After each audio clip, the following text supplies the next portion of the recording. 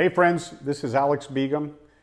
I'm a lawyer here in the state of Texas and I practice primarily in the area of insurance law. I want to talk to you about two dangerous bills that are currently being heard and processed up at the state capitol as we speak. Senate Bill 30 and HB House Bill 4806. These bills are extremely dangerous and it will fleece you of your rights as Texans here in the state of Texas.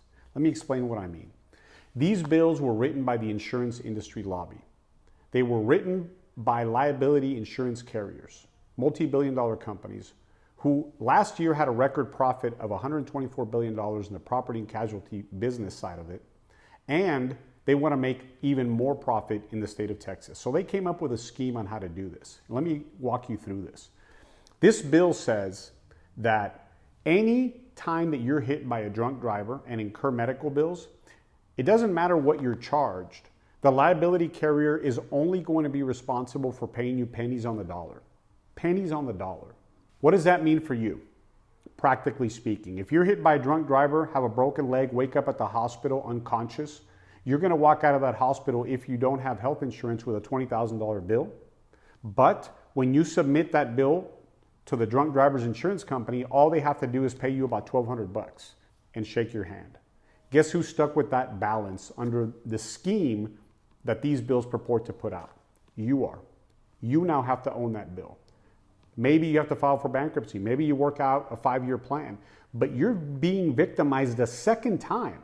And the drunk driver and his insurance carrier up here laughing it off, saying, hey, this was a cheap crash. I got off cheap, even though I was drunk, even though I put someone in the hospital, almost killed them, I get off cheap. That's what this bill does. The second thing it does is it penalizes individuals who have health insurance and do not use it in the emergency room process or to get treatment for the acts of a drunk driver. How does that play out and work for you? Let me explain that a little bit.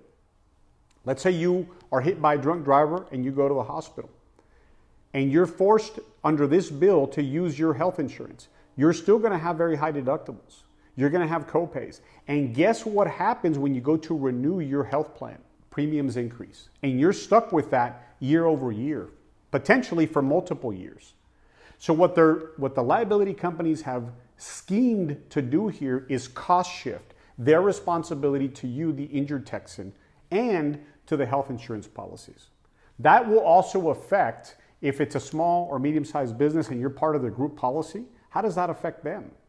Thousands of claims are now being forced into the health insurance policy scheme. That will increase premiums for small and medium-sized owners and individuals.